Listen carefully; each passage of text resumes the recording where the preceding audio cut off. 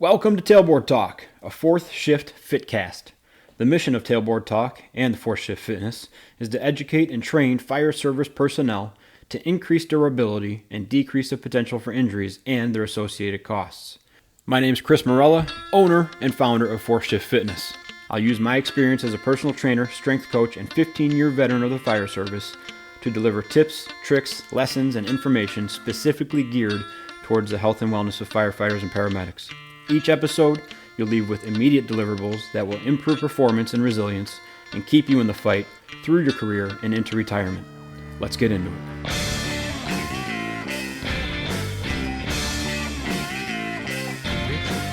It's a new one because it's small, has a handle, and all I have is obnoxious big ones. Crew gift or just... No, okay, we bought something like this for camping, and then I liked it, so Katie got me one for Christmas. But like I said, I really like this one because it's small and has a handle on it, and it's just like a coffee mug. And so she got me one that was a little bit bigger than this with no handle on it. I'm like, I got these little hands, man. I'm like, that's why I told you I don't like the big ones, like those big Yeti ones. Like I have like 3 of those. Yeah, not Yeti ones, but. I was like, these are great, but my little hands don't get halfway around this thing, so it's cumbersome. So she buys me a big one with no handle on it. Perfect. This is what you wanted. A little more. So we went back to Sierra. That was intentional, I'm sure. Yeah. So we went back to Sierra, and I picked out this one. It's awesome, man. Slade gave me one over the summer that's like a hot/cold one. That's real good. Ouch. I don't get to use it ever because Taylor takes it every day, but. Yeah, but I've seen you walking around with her Coach Taylor's Starbucks cup. Always. More than anything. Fills up with iced coffee real tall. Oh, I wanted to tell you last night, too, or whenever you did the K-Cup thing. I pretty much reserve K-Cups for confession time. I use creamer when I do iced coffee K-Cups, because otherwise it's just not great. Yeah. But putting the creamer in there, plus the iced coffee, is the right way to do K-Cups. This is a K-Cup. Is it? And it's okay. Yeah, I've just decided that I just don't like K-Cups. Yeah. We did, you were asking about just a reusable one, right? Those are worse. Yeah, we had one at home, and it never worked out well. The store-bought K-Cups are okay. Even the imitation ones. The reusable one's tough because you can, like, jam it in there. Mm-hmm. But then we had, I think the old Keurig, like, overpressurized because there was so much in there it couldn't push the water through and it quit. Or you put the amount that's supposed to be in there and it's just thin, not good, and gross. So that's and then you got to dig the crusty grounds out the next time you go use it too. I've been pretty good about that. Have you? Yeah, I've forgotten a few times, definitely. Yeah, but we use the pour over. Actually, a lot. I think we at the old building we had a disposable in that Keurig, right? I don't know. See, we used that Keurig a lot, and I thought it was good. I don't remember having an issue with that one. Yeah, but we were also eating, like, a lot of those tuna packets. Yeah. Like, just scooping them out, stapling them shut, and throwing them away. Yep. That was a pretty Wild West it's true. time in that gym. That was bag margarita for programming, too, right? Yeah, frozen bags, right? Mm-hmm. The frozen daiquiri things. Yep. Yeah, so I mean, our tastes were pretty much squared away at that point. But yeah, so I definitely use the K-Cups for iced coffee, though. But man, I'm drinking a lot of coffee today. I just don't know. First of all, Station 4 and 2, I can't get out of those 2 places without feeling like my sinuses are exploding. Like the first 2 hours in the morning, everything is just going haywire.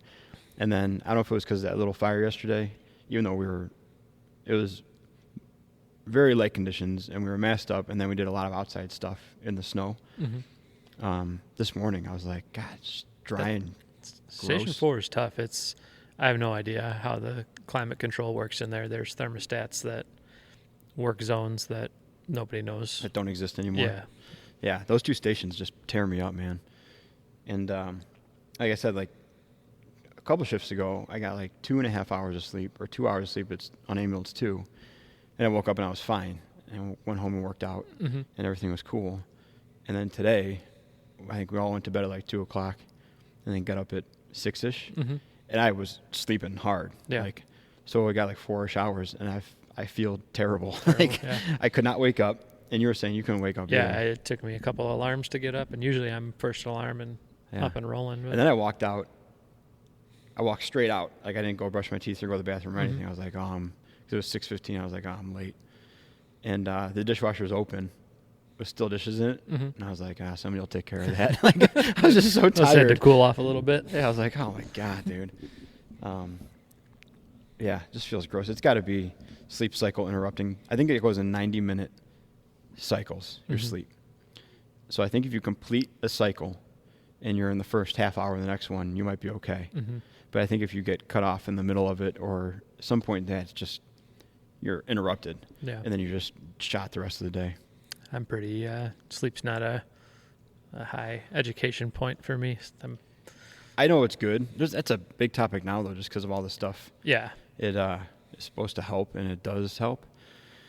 But it's one of those things. It's like you can be really confident in 2 or 3 bullet points on it that are true, but it's also your brain. And so once you get past a couple whys, you're like, I'm in deep water here. Yeah. I don't know. You should probably just sleep more. Yeah, that's just where I go with. I wish I could replicate the things that people say are important, but Yeah. I mean, 6 hours is about standard for me. And we do have, Tay hung some really good shades, so our room is super dark. But our townhouse the climate control in there stinks. So it's like, Really?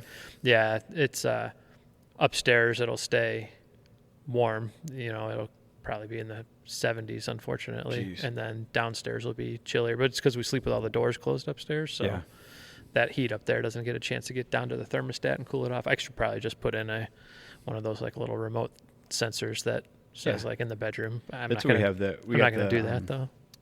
Not the Nest, but the something Ecobee. Yeah. And it has a little tiny sensor. Yeah, that you can put somewhere else. Yeah, and then if you're not Probably there, costs like $30, but at most. Yeah. It actually came with seems it. like I a think. real inconvenience. It actually came with it, and we actually got that one because we had the guy out to install a new thermostat, and he's like, "Yeah, I can give you this regular digital one that looks like just a readout." Yeah. It was, but with the rebates, the Ecobee one's like free compared to $100 for the standard one. So you might as well get the Wi-Fi enabled one, and it's cool. Like we can, when we're on vacation or gone, we can turn the heat up or down. Oh, nice. Yeah, the best I think I do is I have the blue blocker, the blue light glasses. The glasses that I'll do before bed most of the time. I don't even remember them. I don't even feel like those make me necessarily okay with sleeping more, but I've definitely noticed that they're not magnified, but my eyes feel like they're not working as hard when I'm using them. Yeah. But I don't notice the difference in like going to bed or not. Yeah, I don't really. Like I can fall asleep in the middle of any YouTube video. Right. That's basically what I do. Is I go until I feel like I'm not paying attention anymore. Yeah. Maybe then I turn on a podcast and I listen to that while I Yeah. fall asleep. I'm not that afraid of silence, but I mean, might as well entertain yourself. But you're also like, I've never gotten the hang of napping either. Yeah. I just can't do it. Mhm. I can do it. I'm not going to do it today. If I'm up all night with no sleep, I can nap for like 2 hours. Yeah. I don't know if it's just the FOMO or if I'd rather just sleep later. Mm-hmm. But you're like, knock it down. Yeah, I can nap pretty much whenever. It's been a little tougher this year. School, Sid gets out of school at 2, so usually my free time before to be able to do that was about that time. So I've adjusted. I've made it work. Not gonna let that get in the way. But yeah, I'm usually 20 to 45 minutes a day, somewhere in there. I'm very much of like, if I'm down, I'm in for 2 hours. Oh yeah, I can't do like a. Tay almost never naps, and I think the last time I'm like, hey, it was like the middle of vacation or something. We were napping. She like got into her pajamas. I'm like, you're just going to bed. I'm like, you're not napping. You're going to bed. You're just going to bed at 3 p.m. That's awesome. Yeah, I'm also not adding extra steps into it. I'm going right to the couch and yeah, I've tried, man. I've tried it. It's just not a thing that I can get into. I wish it was because I think I'd feel a lot better a lot of times. Yeah. But, I mean, Nathan goes to bed at 7, and Sawyer's pretty easy to get to bed still for now. So it is routine, though, that, like, we'll both be sleeping on the couch by 8:15. Yeah. That's not, like, a foreign thing. So I guess we're not staying up till 10, 11. Right. We're making up that 2-hour nap on the front end of the night. We've But so my problem is I walk the tightrope between did I nap too long and I'll wake up in that like, Useless. other world where what happened. I've been doing if I can. So have you heard of caffeine naps where you Oh yeah. you drink coffee A and then take a nappuccino? nap and then Yeah. you wake up, and you get the best of both. You get the refresh from the nap and then caffeine hits in. I've heard of it. Yeah, it works. I've tried it. Slept for 2 hours. Missed your window.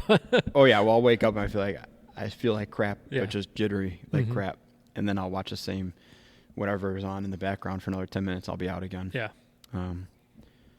I've heard of that. I've heard it called a nappuccino and something else. I think I saw someone at the TSAC conference talk about it. I can't remember who it was now. One of the Exos guys that was there. Yeah. It wasn't Brett Bartholomew, but I can't remember who it was now. You know what, though? It's a I good know it's not the presentation, same, though. but even just doing nothing for like, even drinking coffee and then just doing nothing or something mindless for 20 minutes, Like going to work.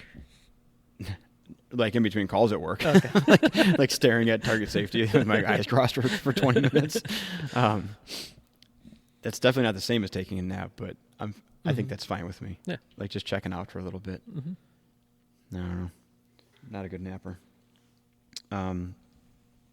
So I got questions. I asked for questions.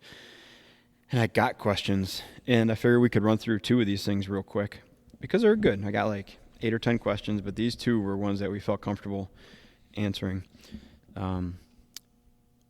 There's like the spiritual one and the faith-based one of how you connect physical movement to that kind of stuff. And I kind of gave a vague answer to that one. Like you just allow them the space to do that, Yep. and then they can further build that. These aren't those questions. This is like, It's how a do you little deal outside with of my scope. how do you deal with knuckle dragon firemen, Yeah. more or less, So the first one was, besides incentives, because this is a guy that listened to the episodes about the Fall Fitness Initiative Okay. and all the points, and then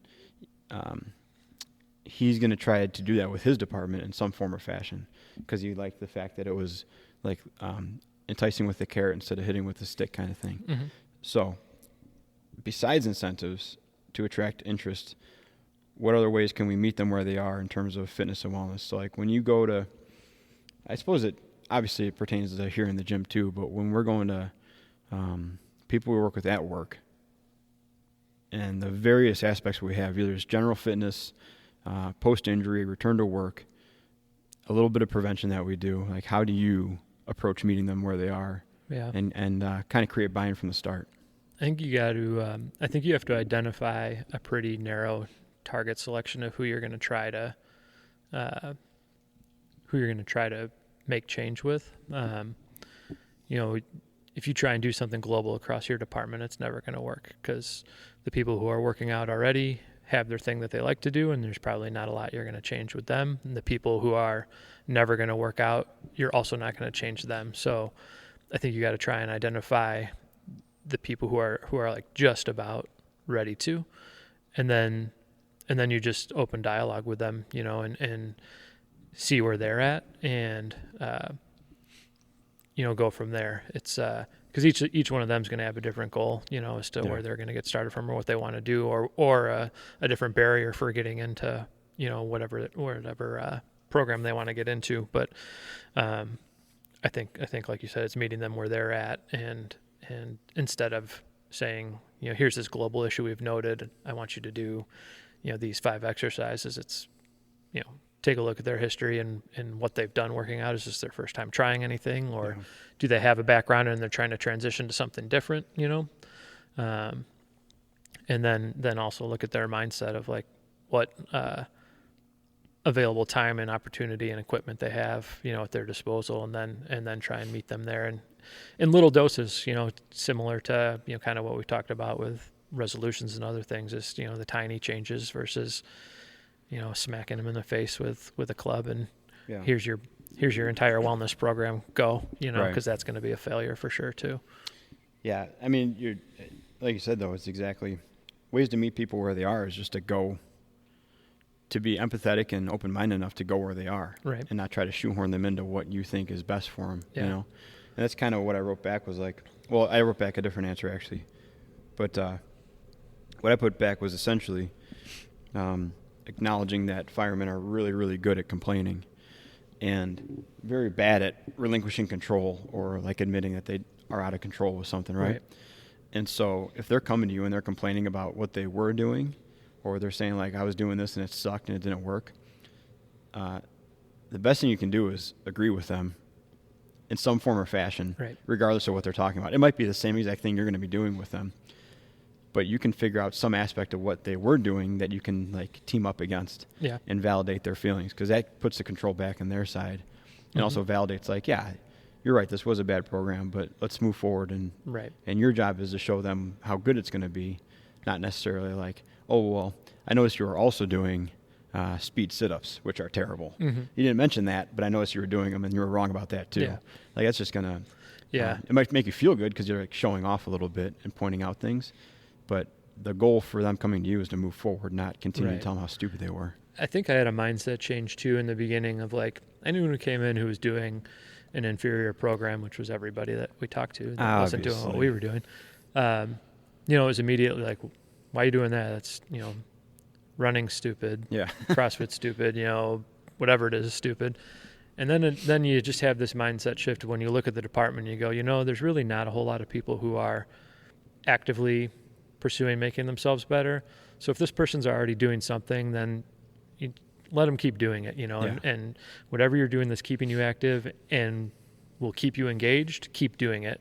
And whatever support I can give you on that, then I will, and rather than try and change a person, you just support that they've already taken the hardest steps, which is to stay consistent and just help them stay a little bit more consistent, maybe with some polishing, Yeah. That's why I started trying to do more like on-site presentations, and it was easy because I would tell them going in, like, I'm not selling a workout program. If people want to work with me personal training wise, I can do that through the app or whatever, but I don't care what they're doing. I don't care if they're doing marathons or CrossFit. I'm going to tell you how the human body gets injured and like common injury pathologies, and then it's your responsibility to take that information and apply it to whatever you feel like doing. And some places it fits and some places it doesn't. Like the same stuff I'm going to tell you to avoid on the street is the same things that might be useful in doing strongman stuff, And so you got to be smart enough to kind of pick and choose the lessons. But that was an easy selling point, was like, if your guys are doing stuff, I'm just going to tell them what to look out for in a global sense. And then they can apply that to whatever they want. But I'm not going to get into a debate about CrossFit with somebody or strongman or marathon running, because that just sours both sides. Yeah. And I think what I try and do in that situation is I try and at least shed light on like, okay, well, what is your purpose for training? And if your goal is powerlifting, then, and your goal is to move a bar 18 inches, then that's what you got to do. And that's, whatever McGill said, the price of the podium, is what you do there. But I try and maybe just enlighten them that there might be better ways to train, to use the weight room as a training tool for out, on the street. And, obviously coming with that is that, back squat might not be as heavy as it was, but, is it a better transitional movement to, for default mechanics for when you actually need them, out on the street. Right. And so that's about the most, picking away at people's programs that I'll do now is like, hey, if you want to do that and that's what you like to do, great. Yeah. For our job, this is probably a little bit better, but whatever keeps you moving, then. Yeah, I'm pretty sure that was a form that was Dan John's approach for a long time, was people would tell him to like pick apart their program and they expected this enormous change out of it. And I think what he would do is look for the gap in there of like, well, you're doing all this great stuff.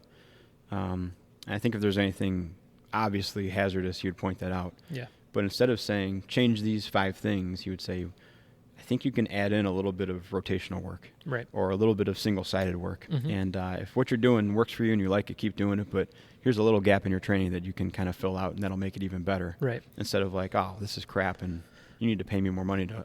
Right.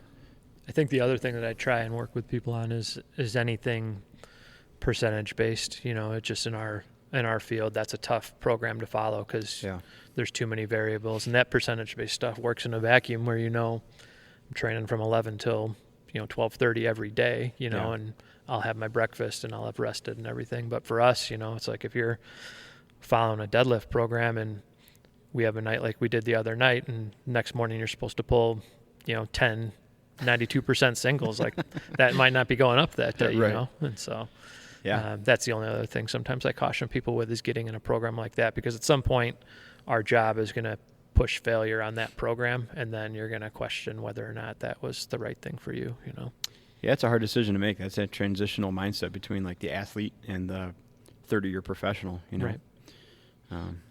Got to go to work in 2 days, and so you're going to feel it one way or the other. I think you and I have always done a good job of trying to encourage, perceived exertion versus, percentages, and, perceived exertion one day might be 300-pound back squat and it might be 220, the next time you come through, Well, we were big on form failure too, of regardless of how well you think you're doing something, take a realistic view at it. And you might be full of energy that day, but if you can't perform some fundamental movement cleanly, then you're obviously not as spot on as you think, Right. And so a lot of stuff we do was either like a max speed thing, so like let's say the hose waves or something like that. You'd pick a cadence to move them at, and as soon as you fell off that pace or that cadence, it was over. Right. Instead of just trogging along for a minute and a half, and so that's when you start to develop kind of that coach's eye, or you get to lift intuitively of like, man, the other day I felt really good for like 25 seconds on these hose waves, and Curt's telling me I should stop at 5 seconds today. Like maybe, oh boy, good thing I'm lifting intuitively instead of by a regimented program, That's the same thing. It's hard to do though. You need, if you're gonna push any sort of like actual exertion or actual intensity in workout, I think you really need a second set of eyes on it a lot of times. Yeah. Unless you're really well established, because I think a majority of people, if you tell them, yeah, I know you worked yesterday, but you're pulling 10 at 92%, vast majority of them would do it. Right. If nothing else, just to spite what they went through the night before and prove that they were hardcore, but to have someone that can be like, oh, let's be smart today. Here's a little bit of more of a Metcon thing, and just kind of chill out, and then tomorrow we'll lift heavy because you'll be primed for it. Right. It's a hard gap to make, though. Well, that's a hard thing too, because then you don't know what the trickle-down effect of that is, So it's like you get 4 hours of sleep, you go pull heavy deadlifts, and tax your CNS a bit, and then you go in for a back 12, and it's like, what decision making are you going to have? What decision making, and I mean, I'm sure a lesser extent, but still a factor, is how immunocompromised are you because you're depressed, right? Mm-hmm. Yeah, it absolutely goes into all that. Not to mention just being tired. Then you could see how it could unfold quickly into like a full week of just destruction. Yeah, and that one workout wasn't worth the next 6 days of feeling like crap, right? The other thing I have that I think we both agree on, hopefully, is if you're looking to meet someone where they are or attract attention, do things that are doable. Do things that are doable and allow them the space to join instead of trying to impress them and trying to recruit people. Yeah. And I think that's seldom found in our field of both training people and in the fire service. It's super easy to put something goofy looking and aggressive looking together and get a bunch of attention off it. Mm-hmm. But you got to ask yourself who you're trying to attract, right? And then what your goal is. Right. And I got to be honest, through working at LGN, I know we've had this discussion before. I think I had the same thoughts coming in as a coach as a lot of people of, okay, the higher level of athlete I can work with, the better. The more impressive the athlete, the more fun this will be, and the more I can challenge people and push them, Mm-hmm. And then we had a few just housewives or just regular people come through, and they went from relatively physically useless, for pain or restriction or old injury or whatever, and then through just consistent training, we got them up to like a normal functioning body, Mm-hmm. And the value between that, it'd be cool to help someone win a championship, but the value in helping so-and-so be able to get down to the ground and pick their toddler up was so much more rewarding than a trophy. And realistically, you're not having a huge impact on somebody who's going to win a championship anyways. You're just trying not to crash the car at that point. It's exactly that. You're polishing the diamond, trying not to take them out of the game with doing something stupid, right? Right.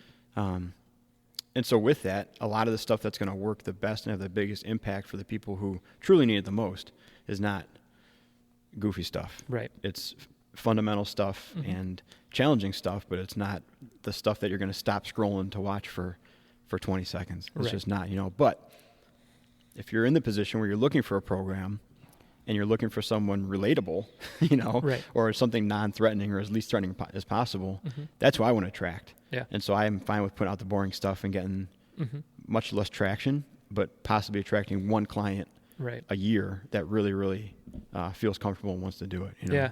I think it's important from the administrative side of stuff too, of like, you'll see a lot of new coaches gravitate towards either what they do or the upper echelon movements. So like, take like power cleans with a barbell. It's like, obviously that's the gold standard of weighted plyometrics, but like you can accomplish the same thing with a hanging kettlebell squat jump or a bodyweight squat jump. You're getting a weighted plyo at that point, and I think a lot of people have trouble detaching from like, I want this person to do this versus they just need to vertically jump with weight. So, and power clean's probably not the best way to go week one with this person. Right. That was always a central thought of our coaching though, is what are you trying to accomplish? What pattern are you trying to accomplish? Right. So, if the hang power clean wasn't happening, then we had the leash and the expectation that we would move them to a single dumbbell or a medicine ball, like granny throw or something like that. Because the point is extension, right?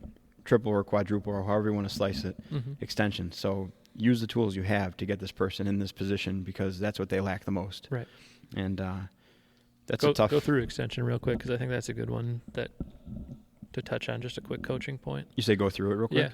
Yeah. Quadruple or? Sure. Triple's fine. Quintuple.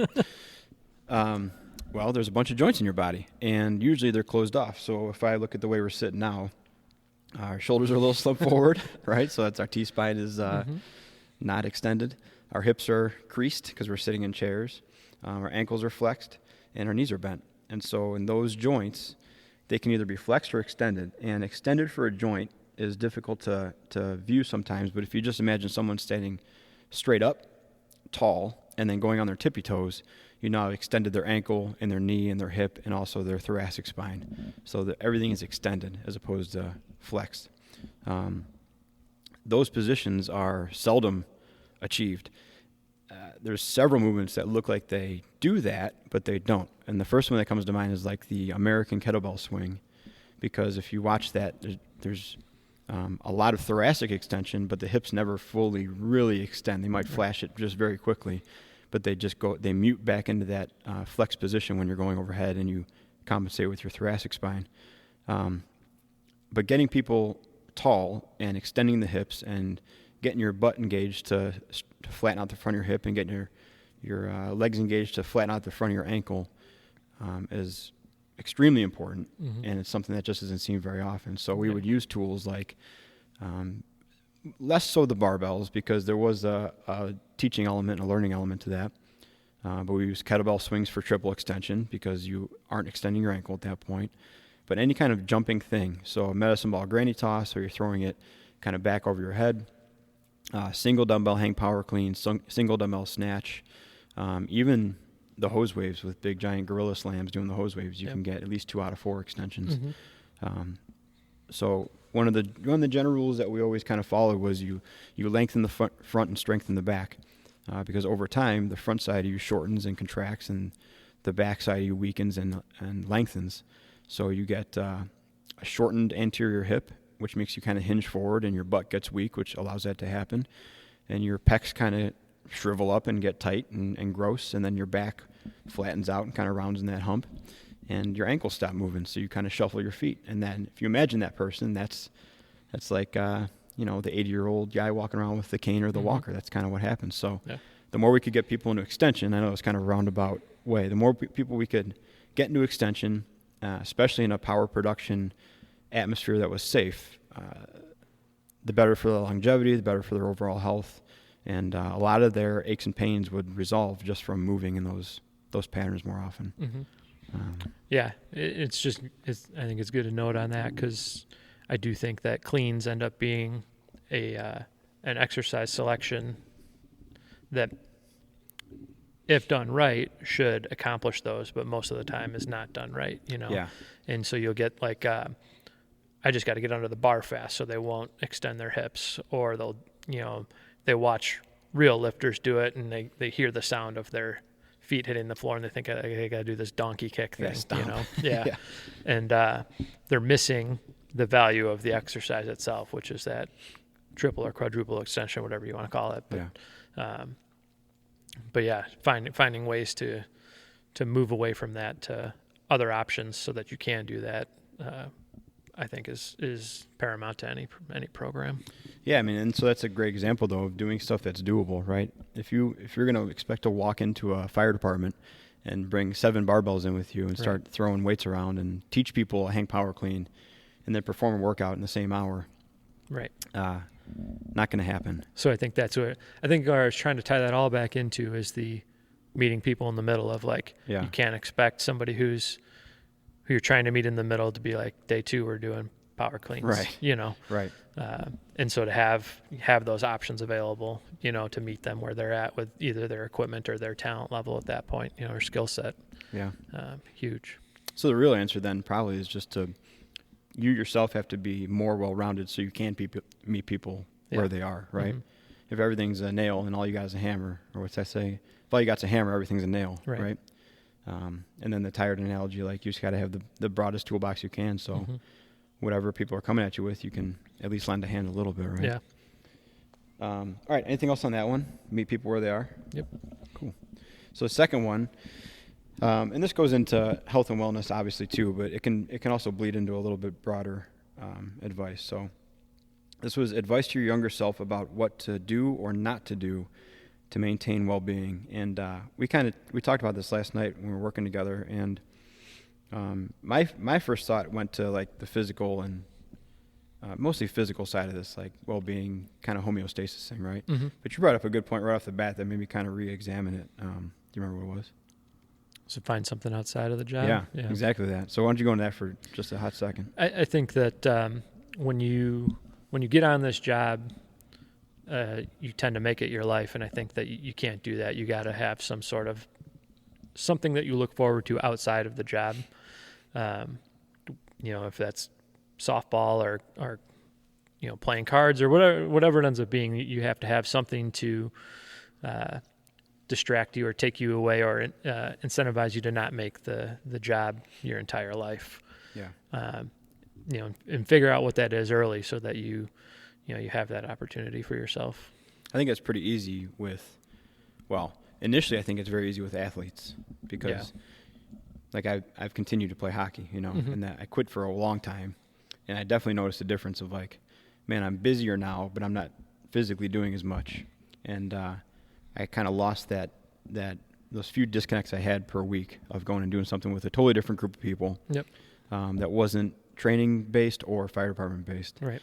And then just picking that back up has been giant. But I think it's also tough to do because when you're new in the fire service, you want it to be your life. Yeah. But the first year for sure, right? You should make it a majority of your life the first year. And then after that, it's still a honeymoon phase. But then, like 10, 15, 20 years in, you can find yourself in a pretty tricky spot if all you have is the job, Mm-hmm. And you can have that circle of friends and the crew that you like. But crews are going to change. Mm-hmm. And people are going to change for sure. Yep. And if all you have is that 2 or 3 people that when you started the job, they had no kids and no girlfriend, mm-hmm. and now they have wives and several kids, or they've gotten in trouble and don't talk to anybody anymore, or they quit or something like that, or got hurt and left the job. The situation has changed, man. So having something outside the department, I think, was Well, you got to find something that you put value into, because at some point you're going to have the decision of, am I going to go in and make time and a half for 12 hours, or am I going to spend this time with my family, you know? And I think you really need to spend some time valuing those things, because you're going to miss those. You're going to miss those things. Overtime will be there, you know? But yeah, I think in the beginning, people are, one, you know, they're excited to be there. Two, they don't like saying no in the beginning when they start a job. So when someone calls for overtime, it's like, oh yeah, I should probably take it. You know, I shouldn't turn this down, or I shouldn't turn people down for trades. But then you know, does that end up being a slippery slope where now that's become normal for you, and now you are saying no to things outside of the job that really you should be putting some more importance into. I think it's very, very dangerous. Like I remember that was a bulk of the reason why I wanted to start at LGN, is because I made the decision early, like, and you were very cognizant of it too. And I think you based kind of our pay around it in the first one at the old gym, of like, we need to make this a viable substitute so you can say no to overtime. Right. Or so if there's a decision, this is an equal contender with one shift of overtime, you know. And then and that's why 4-shift started too, because I was talking to Katie and wasn't sure if I was going to take the promotion route. And I said, well, if I'm not going to get promoted or go for it, and that's this much of a money jump, I want to create something that I can invest in for myself that'll make up that gap, you know. And that's still my feeling. I still don't work overtime. I seldom do trades. I begrudgingly ask for them, right? Because I'd rather invest in something outside of the job that I can do after the job is over. Yeah. And then we've seen too many guys that make it their absolutely everything every day, and then it's almost like they can't leave. They get stuck in either accustomed to making X amount of dollars and they feel like they can't possibly live on less than that, or, you know, their family kind of moved on while they were at work. And it's a lonely thing to get to the end of it too, and then be done, and then realize that you don't have something to transition into, you know. And it doesn't need to be work. It just needs to be something, you know. Because when you're done, you're gone, man. And it's a hard mindset, you know. And you know, I talk to my dad a lot about this. Is people have trouble, especially for us, because, you know, I don't want to say that we're an authority, but I mean, we have, you know, a lot of lieutenants, a lot of captains and above, and that's a position of, you know, influence over other people. And when you retire, nobody cares about that anymore, you know. And that's sometimes a tough transition for somebody to, you know, be a battalion chief in charge of 35 people a day, and then tomorrow the bagger at Jewel doesn't care, you know. It's like, you know, and I think that's a tough mental space for people to get into if you don't have something to take you beyond, you know, retirement. Yeah. I think that was especially pointed out to me with when the guy I replaced, when he retired, and his ceremony was on like a Tuesday, and I was sworn in before our next shift, and I was working in his spot before one shift had rolled over. Like, that's how quickly. And he's free to come back and hang out, and he calls people, you know, and people hang out, but you're out of the organization shorter than one shift. Shorter than 3 days later. Yeah. Your spot is completely filled and they're moving on. And it's, you know, it's I don't know what it is like on the other side, but it's like you're a well-respected person who has this camaraderie and you're ingrained in this organization. And then tomorrow it's like, you're not, you know, and it's like I text, you know, a couple of the guys that have retired, and I'm like, man, it's been 4 or 5 weeks since I've even talked to this person, and it was someone that, you know, I'd been close with for a significant period of time. And it's like, you know, and I'm sure they're getting, you know, correspondences from other people, but you know, it's a steep cliff right at the end, you know? Well, I think it's actually, in a surprising way too, I think it's even more harsh now, because when resigned, so he got sick, right? And then he retired, and then he came back and his key card didn't work. Yeah. And that was like, that's something that you never really think about, right? And in the old days, he would just do the combo to the door, just walk in. Yeah. And he was like, I'm not even allowed in the building anymore. Yeah. Like, I physically cannot get in the building to see my friends. He's like, and he took it really personally. It was actually kind of a bummer to watch him go through that. But I mean, that's where we had to explain to him, like, yeah, you're technically not an employee anymore. Yeah. Like, you don't have access to these buildings anymore. Well, I had the same conversation with the other day. The engineer that I'm replacing is that, you know, his wife has made bread for him to bring in on Spaghetti Saturday for the last 20 years or whatever. Yeah. And I'm like, hey, man, you still come on in, bring Tommy bread in and eat with us. He's like, well, whenever they open the stations up to civilians, I guess I can. Right. It's like, damn, I guess you can, you know? Yeah, it's strange, man. It's strange, but to get off that somewhat depressing note, it just lends to that. You know, it lends to what you're saying is you have to have something outside of the department that is going to be there. It's going to be beyond the department because. And just to be clear, that doesn't have to be a side job or a new hustle or anything. It just needs to be something to occupy some space in your day. Yeah, I think I'm just thinking of other circumstances too, because like obviously retirement's one of them, right? You go the full 20, 25, or 30, and you see that coming, and you're nearing the end of it, so you're preparing whatever ways you can, even if you're in denial of it, right? And you put it off for 3 or 4 or 5 more years to stick around. But we've also had guys leave in the middle of a shift on an injury, and that's it. Right? And they go from being a part of the team at 1 o'clock in the afternoon and then separated from that team from 1:30 for the remainder of their professional life with the fire department. Mm-hmm. And for the first 3-4 months, you're not even allowed to talk to the team, basically, because you're not allowed in the building because you're on whatever process you're going through with rehab or surgery. And by that 3, 4, 5, 6 month mark, everybody's kind of moving forward, and the 2 or 3 people you talk to might check in with you. But well, then that's like death by 1,000 cuts too, because 35 times a day you're explaining your injury to the people that you see, you know, and then next shift you do that again, and then next shift you do that again, you know, and it's like. So that's an even more kind of a 100 down to 0 hitting a brick wall of like, man, what else do I have right now? Right. You know, we've seen people get in pretty sketchy spots because they're home, and it's the first time they've been home for more than 2 weeks with their family. Yeah. And great relationship with them and their family, but it's a relationship that's based on them being gone every third day. Right. And so it's a different atmosphere, man. Mm-hmm. Long story short of all that, don't be afraid to diversify your brain a little bit and just be interested in something besides putting on the blue costume every third day. We are in our second question, right? Yeah. Yeah. So are you going to talk about the physical side of it then? No. Oh. So for me, on the wellness side of it, the fitness side of it, I would tell my younger self to start investing in myself more, because I think there's some time wasted when you're in your early to mid 20s where you're still on top of the world, you know, and things haven't caught up yet, but they're gonna. Yeah.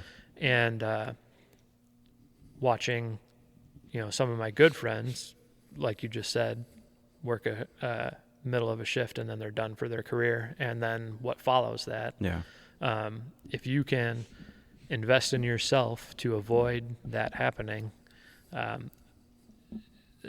no price can be put on that, you know, of not having to be forced off of this job with a debilitating back injury that's going to be with you until you're dead, you know. And we've talked about it before, where it's hard to quantify that initially, because it's like taking a multivitamin. Like the only way you know this is working is because nothing's happened yet. Right. And so it's very difficult to be like, I need to invest X number of $100 a month in this thing that I think is working. That's the thing, is the best result you get is nothing happens. Right. You know? It's like a umpire in baseball. Like the best thing that can happen to them is their silence. You know, nobody yelling at them or anything like that. But you know, you don't know. You know, you don't know what injuries you've skirted because of the efforts that you've put in. Right. You know, prior to those instances happening. You know. Yeah. The only way to really reflect on it is to see some of the other ways that people have gotten hurt in seemingly benign circumstances, where you're like, oh man, I've done that before. Yeah. And I didn't feel that way, and this guy's wrecked, you know. Besides that though, there's no way to really draw like a comparison to it. Right. Besides just trusting that you're doing the right things and seeking out the right professionals to help you out, right? You know, and we've said it plenty of times, but that anything you can do to put in that bucket of water, any drops you can put in there to fill it up, you know. Yeah. And that like we've discussed, you know, there's days that, you know, both of us had said it today, it's like, we're probably not going to work out today. And it's like, can we probably great, now I gotta lift a kettlebell up, you know, 60 times today? Probably, you know. And is that better than not most days? Yeah. You know? I'm still not convinced. We'll see. I'm probably not. No, gonna I work took out a different today. approach because for maintain well-being, I think it's just a error of recency for me. But one of the most stressful things I went through before the pandemic was starting my journey from a very task-driven person to then expanding my role to an officer where it's more strategic and tactical, right?